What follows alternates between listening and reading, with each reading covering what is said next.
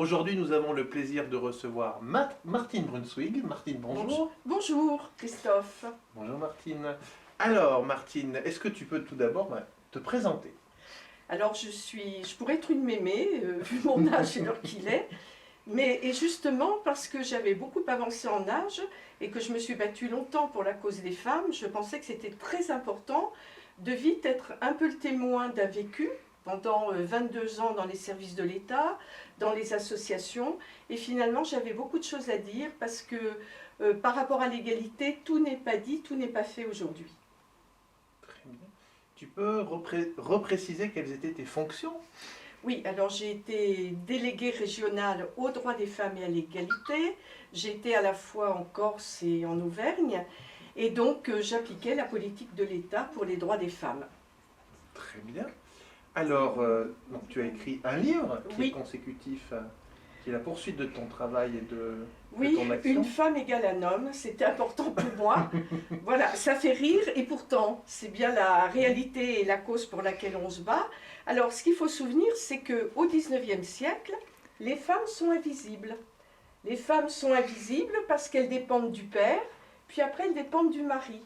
Donc elles vont se battre tout au long du XIXe siècle pour faire entendre leur voix et dire « le code civil, ça suffit », l'article 213 « la femme doit obéissance au mari », ça suffit, il faut modifier cela. Et pourtant, celles qui ont percé dans la société, alors on peut penser à des femmes qui vont apparaître dans l'écriture et qui publieront sous d'autres noms, des noms masculins, parce qu'elles n'avaient pas le droit de se présenter comme femmes. Il y aura d'autres qui vont être peintres, qui apparaîtront avec des difficultés, on leur dira, mais enfin, plutôt que d'être peintre, soyez la maîtresse ou la muse du peintre. Oui, bien sûr. Il y aura également Claudel, on s'en souvient, dans l'ombre de Rodin. Donc, résultat des courses quand même, c'est qu'aujourd'hui, on a à peine 25% d'œuvres de femmes dans les musées nationaux, et il y a à peine 10% de rues qui portent des noms des femmes. C'est triste. Mais on a eu des femmes très toniques qui se sont battues. Jeanne de Rouen, par exemple. Jeanne, elle décide en 1849, quand il y a les élections, d'aller placarder dans toute la ville de Paris des affiches, alors qu'elle ne peut ni voter ni être élue, pour dire « une assemblée composée d'hommes ne peut pas régir une société de femmes et d'hommes ». C'est comme si on demandait à des nantis de délibérer sur la cause des travailleurs. Elle avait raison, Jeanne. Elle n'arrêtera pas de faire des pétitions pour se faire entendre. Et puis ensuite, courant du 19e, on va voir Hubertine Auclair. Ah, Hubertine, c'est un peu ma chouchou. Parce que Hubertine, elle est née dans le Bourbonnais. C'est une Auvergnate. Avec nos racines d'Auvergne, on ne peut qu'en parler. Hubertine, elle paye des impôts. Et puis un jour, elle se dit, mais attendez, je paye des impôts. Finalement, je ne suis pas citoyenne puisqu'on ne me donne pas le droit de vote. Eh bien, puisque c'est comme ça, je ne vais plus payer d'impôts. Et là, la question était posée. Alors, des journalistes ont dit, mais après les femmes, est-ce que les bœufs vont voter? Vous pensez, grave question. Et puis, il y a eu tous ces sénateurs totalement misogynes qui disaient, est-ce que les mains d'une femme sont bien faites pour le pugilat de la reine politique? Non. Les mains d'une femme, elles sont faites pour être baisées dévotement quand c'est une fiancée, ou tendrement quand c'est une maman.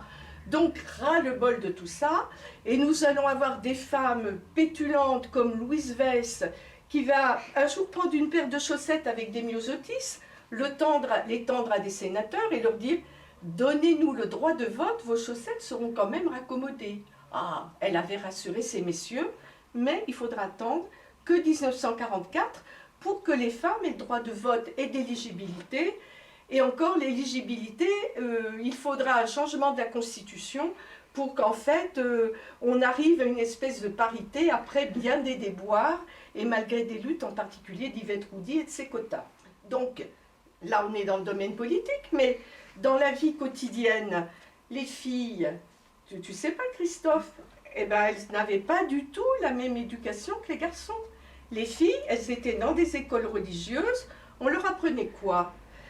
Les travaux ménagers, savoir coudre, savoir gérer le budget familial, comment accueillir son petit mari et tout accepter. Parce qu'il faut savoir que quand il y a eu des violences dans le couple, le fait de ne pas donner le boire ou le manger, c'était très grave. Ou de jeter hors de la couche conjugale l'époux. Et pourtant, l'époux, lui, il avait les sous, il allait dans les maisons un peu malfamées, il dépensait tout, et la pauvre femme, elle restait avec sa nichée de gamins, et c'était très compliqué. Donc, les femmes vont revendiquer leur capacité juridique, puisqu'elles se sont des gamines, des enfants, des mineurs, et il faut attendre 1938 pour qu'enfin elle ait sa capacité juridique, c'est-à-dire qu'elle pourra aller à l'université, qu'elle va pouvoir gérer ses biens propres, parce que moi j'héritais de la maison de mon papa, c'est le mari qui s'en occupait. Pas juste, hein? Eh bien c'est comme ça. Alors donc ces femmes vont se battre, et puis surtout elles vont revendiquer le divorce, parce que vraiment c'était très difficile.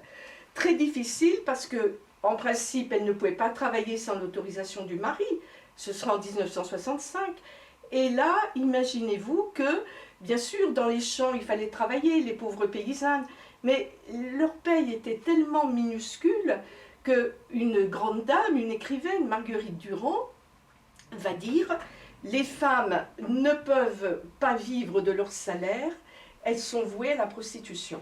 Et c'est là qu'on va avoir des femmes qui vont se dresser pour dire il faut vraiment qu'elles accèdent à tous les métiers. Alors là, on va avoir des personnes comme Eugénie Boyer, comme Louise Michel. Louise Michel qui va dire d'abord, il faut qu'il y ait une éducation mixte, garçon-fille, pareil. Qu'il faut une éducation à la sexualité, on y revenait et on y reviendra, et puis que les professeurs se forment. Mais les filles ne faisaient ni latin, ni grec, ni maths. Est-ce que c'est pour ça qu'elles ont peur d'être bonnes en maths? Parce qu'elles sont meilleures que les garçons en maths. Mais elles ne capitalisent pas avec le temps vers des métiers.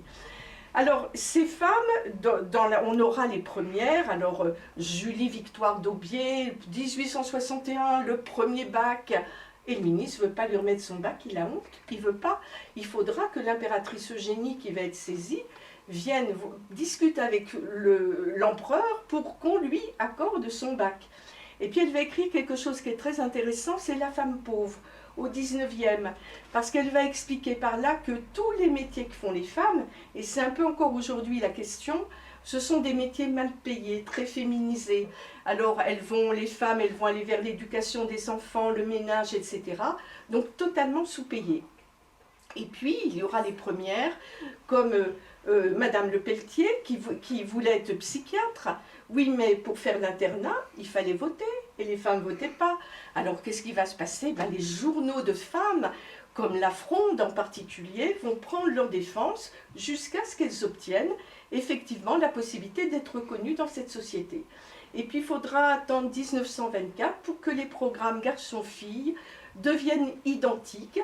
Donc, les filles vont faire la géométrie, des maths, elles adorent, elles ne le disent pas, mais je suis sûre que c'est vrai. Et puis ensuite, eh bien, les grandes écoles vont s'ouvrir aussi aux filles. Et aujourd'hui, tous les métiers sont ouverts aux filles. Mais aujourd'hui, on s'interroge quand même, pourquoi les filles ne vont pas vers le numérique, etc. On est quand même au XXIe siècle, on n'est plus au XIXe, il faut bouger les filles.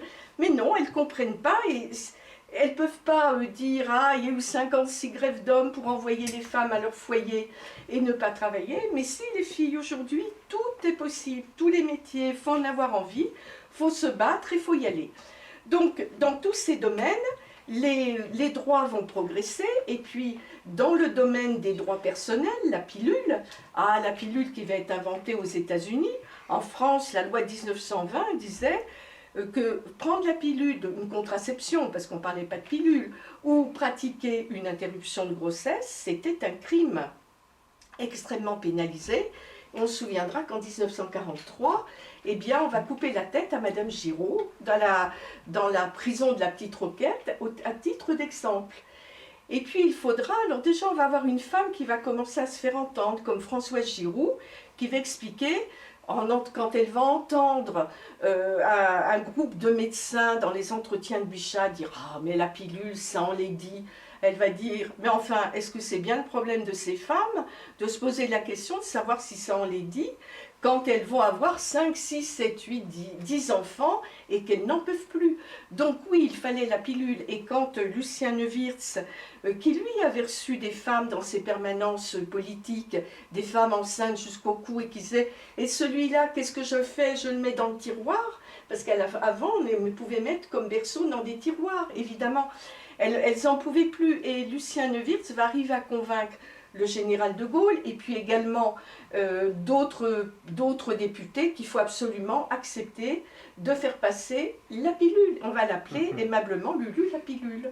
Mais ce sera très important pour les femmes, parce qu'enfin, elles vont pouvoir maîtriser leur corps. Et on progresse comme ça jusque dans les années 70, où le MLF arrive. Et puis alors là, nous avons les états généraux des femmes organisés par Elle. Elle Magazine, qui crée des petits clubs dans toutes les provinces. Et puis, il décide les états généraux à Versailles pour voir la situation des femmes. Ah, alors il y a des questions, aujourd'hui on dirait nunuche, quoi, du style, est-ce qu'une femme, elle conduit mieux, moins bien, aussi bien que son mari? Alors le MLF va passer derrière en disant, finalement, est-ce que le chromosome X, il a le gène de l'embrayage ou du débrayage? Elles vont se moquer, mais elles vont surtout poser des contre-questions qui étaient, alors vous êtes enceinte, vous préférez le fil de fer, le porte-manteau, vous préférez faire le trottoir pour avoir 2000 francs et donc pouvoir avorter. Donc ces questions commencent à bouillonner.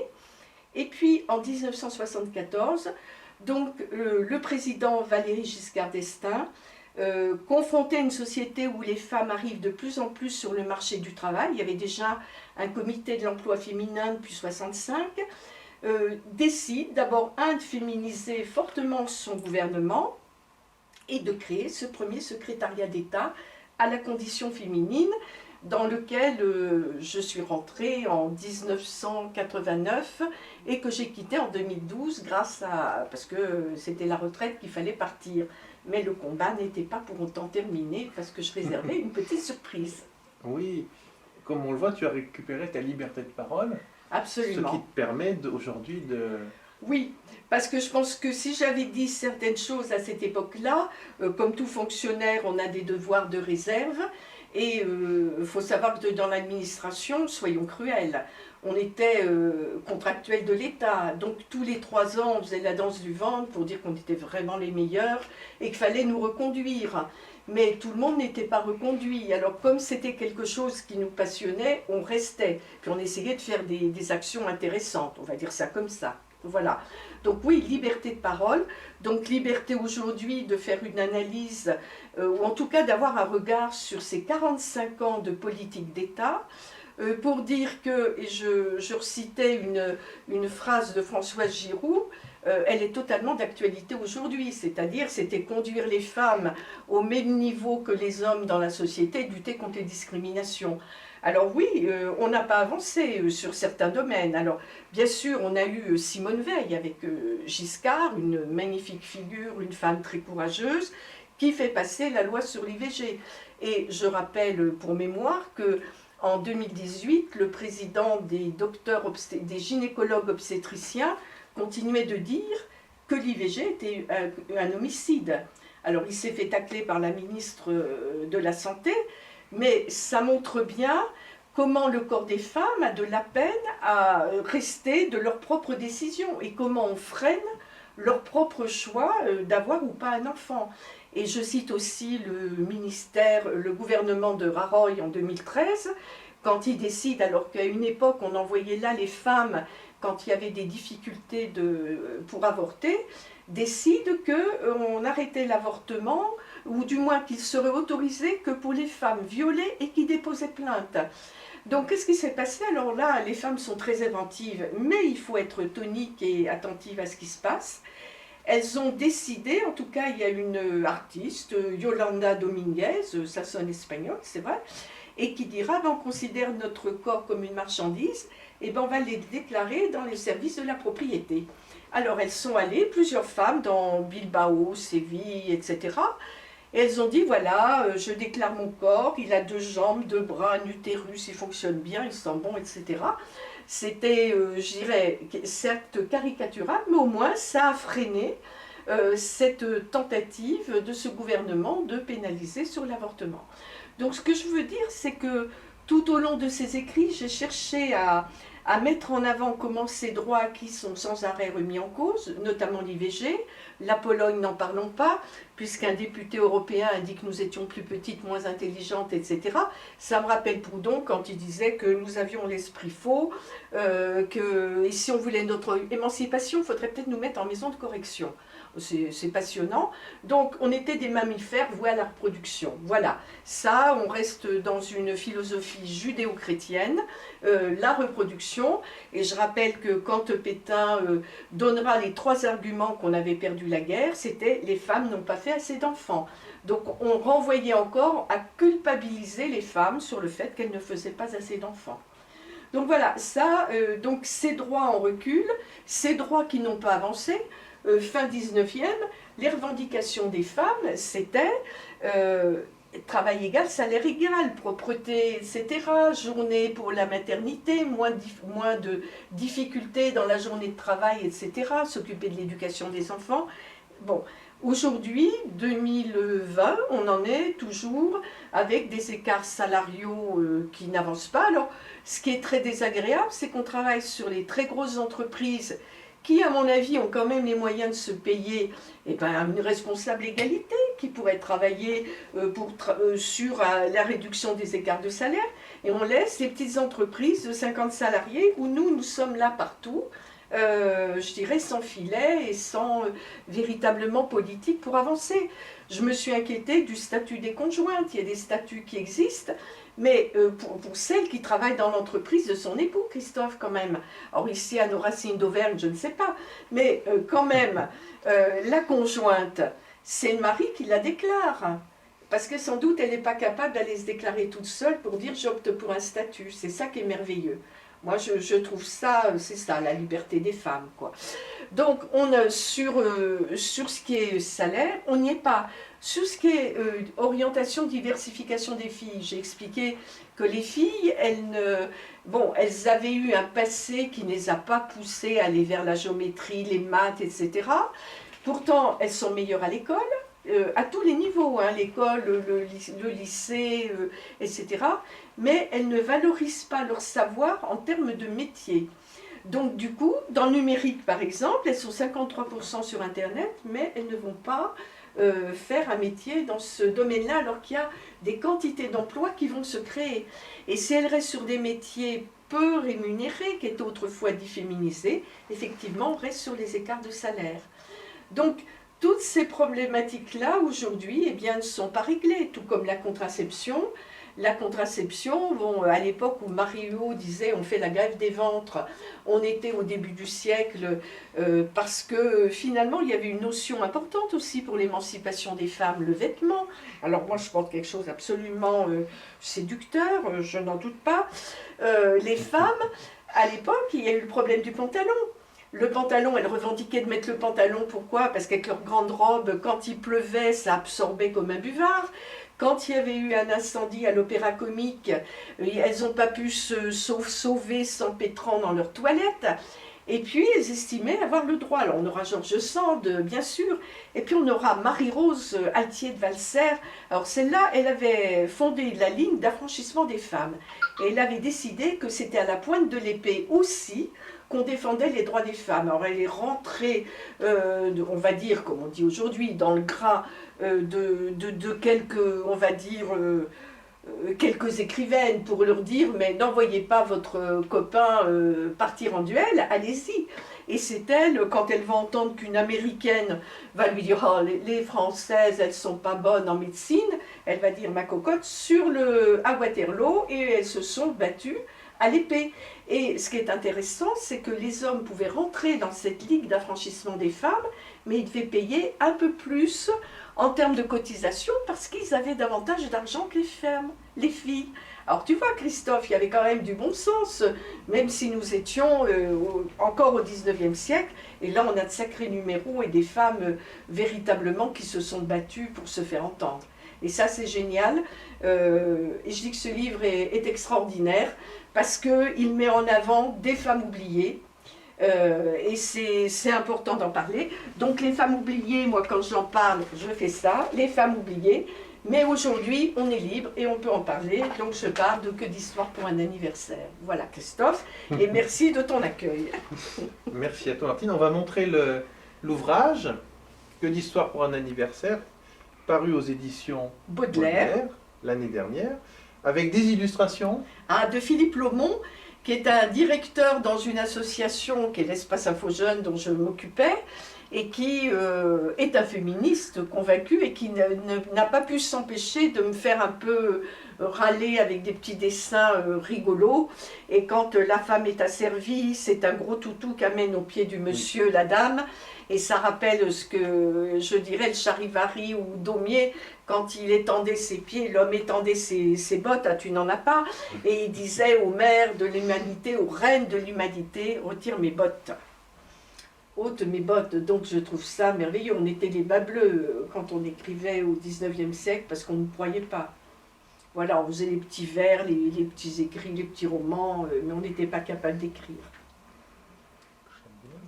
Voilà, donc c'est un ouvrage qui est à la fois la volonté de ringardiser les stéréotypes, parce que si les femmes lisent ça, elles vont se dire mais c'est pas possible, faut qu'on abandonne quand on entend les bêtises qui sont dites. Et là, derrière, si tu permets, il y avait quand même un grand, on va dire, penseur. Il était grand par sans doute la grandeur, mais petit autrement, Sylvain Maréchal, qui disait: il est interdit d'apprendre à lire aux femmes parce que le meilleur livre, c'est leur mari. Alors pour moi, c'était un peu court, mais voilà.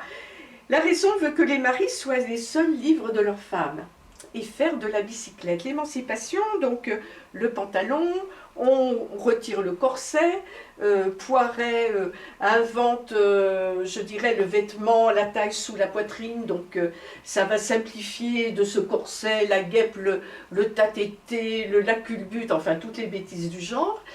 Et puis, petit à petit, donc on va avoir je dirais, diverses couturiers ou couturières qui vont libérer le corps de la femme, et certains diront: ah, mais elles ont des appâts d'éléphant. C'est vraiment passionnant. Mais alors faire de la bicyclette, qui était considérée, elle sera mon dernier secret, qui était considérée comme un moyen d'émancipation. Alors déjà, des bêtises qui venaient d'Angleterre disaient: oh, si les femmes montent sur une bicyclette, elles vont avoir la bicycle face, c'est-à-dire une grimace d'effroi de monter sur une bicyclette, parce que ces dames sur une bicyclette, elles n'avaient plus leur conjoint à côté, elles avaient une certaine liberté. Puis après, le problème, c'est qu'il fallait peut-être bien porter un pantalon, parce que, donc déjà, autre point d'émancipation. Et le troisième, ça pouvait peut-être leur donner des petites vibrations qui pouvaient peut-être leur faire penser à des choses un peu particulières. Alors non, non, non, pas de bicyclette. Voilà, donc tout ça pour dire que, je dirais, les femmes reviennent de loin. Nous avons eu dans les années 1960 ce courant qui venait des États-Unis avec la poubelle de la liberté, où les femmes ont jeté les bigoudis, les vêtements, etc. dans les poubelles. Chez nous, on n'a pas brûlé les soutiens-gorge, et le terme féminisme sagittien, c'est le féminisme, c'est pas dans les années 70, mais dans les années 1880, ce qui n'a rien à voir. Le féminisme, c'est les femmes qui s'engagent pour leurs droits, et de très belles figures sont plutôt, d'ailleurs, au 19e siècle, même et début du 20e, avec encore une fois des femmes. Bon, on a eu Jeanne Valbot qui s'est enchaînée au Sénat pour revendiquer ses droits. On a Maria Véronne qui a plaidé aussi pour les droits des femmes. Bon, et puis dans la littérature, on aura évidemment petit à petit, si je te disais on ne naît pas femme, on le devient, tu me répondrais c'est Simone de Beauvoir. Voilà, donc c'est vrai, petit à petit, il va y avoir ces réflexions avec le temps qui font que la femme s'émancipe. Et aujourd'hui, ma grande satisfaction, c'est qu'on voit de plus en plus de jeunes féministes reprendre le flambeau. Alors sans doute il leur manque de connaître l'histoire, les rudiments, et c'est pour ça que cet ouvrage est intéressant, parce que je dirais, il y a des fondements à tout. Et l'avantage, c'est apprenons à regarder ce qu'était notre histoire pour s'en débrouiller comme d'un vieil habit dépassé, mité, que l'on ne veut plus porter. Voilà ce que je voulais te dire. Merci Martine pour ce beau témoignage. Bien, à bientôt à la librairie Nos Racines d'Auvergne pour nous retrouver et retrouver le livre de Martine. Très bien. Au revoir.